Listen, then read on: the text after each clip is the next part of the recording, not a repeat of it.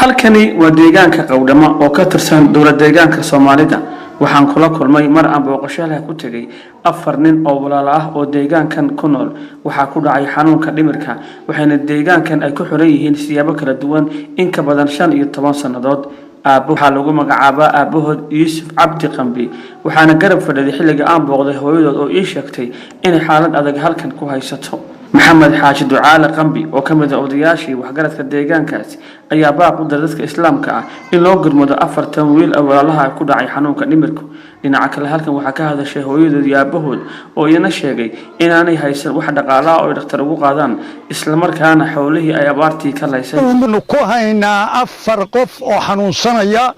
وحاوين أو أجور محمد يوسف عبدي وحكوحجة آدم يوسف عبدي وحكوحجة النور يوسف عبدي وحكوحجة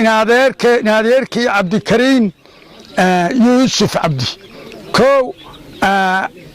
إلى ما ننتي أبارت هرتدي أو 10 سنوات لقيت شو 10 سنوات أو كهر رئيس أبارتي 4 سنوات أو إمك أبارتي لقيت شو أنت الدون يرو الدون أي هيستين ويلدنا دينو قال ياري حولد بدأت بيكلدنا دينو الدون كأي هيستين waxaa liqday oo qaybsaday iyaga iyo abaartii ku baxeen waxaan u sheegaynaa dadweynaha iyo islaamka waxaan u sheegaynaa dadkaas imanka inay cidlo fadhiyaan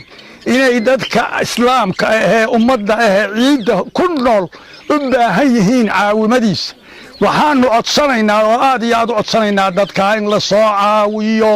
waxaanu codsanaynaa oo aad iyo aad u codsanaynaa haddaanu nahay eheliyadoodii haddaanu dhowr jeer hollanay oo annagana awoodayadii ay ka weynaadeen wixii aanu taraynay iyo tamaradayadii iyo iyaga xanuunkoodii kala weynaadeen xanuunkoodii naga fan weynaayo u taag weynay waxaanu codsanaynaa oo dadweynaha ka codsanaynaa dadka in la soo caawiyo labadii waalid oo dekaana oo waxay hayeenba iyaga ku baxeen oo halkan fadhiya iminka labadiiba waa kuwa fadhiya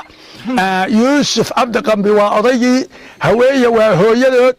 iminka dekaan wixii ay hayeen ku baxeen meeshii ama casabo u ahayd ama qaraabo u ahayd oo ay tagi lahaayeen ay tageen wax u dhamanayay jirin yaa ilaahay hoostiisa ilaahay bay baryayaan oo ag fadhiyaan waxaan nimanka xanuunsanaya hooyadood waxaan ka hadlayaa dhowr iyo 10 sano ilaa 14 sano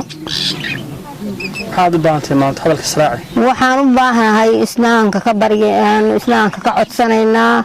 wixii islaamnimo sheeganayana caawinaya wixii aan ku daweyno oo ku dabiibna ma hayno dunyana uma hayno waxaan ka codsanaynaa in dhakhtarna la geeyo wixii caawinaya islaamnimo nagu caawinaya waan ka codsanaynaa waxaan kaloo ka codsanaynaa in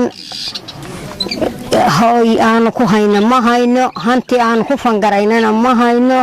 sidaas aan ka codsanaynaa iyagii baa hadda isugu daran oo isdilaya muslimkiina waa dhibayaa iyana waa isdhibayaan muslimiintiina way dhibayaan annana wayna dhibayaan iyana waa isdhibayaan muslimkana way dhibayaan shaqada wandada ninka xalka raga xanuunada sheeganaya aad baanahay si wacan aad baanahay waxaan waa muddo badan bashiifeen waa lagu hafaaday xeerina waa raaceen waxaan ka codsanayaa in caawiya muslim caawiya yaa intaas aan ku dafanay وعلى العسبانة وعلى الدكتور ورك راديو هاي تلفزيون SBC بوهولة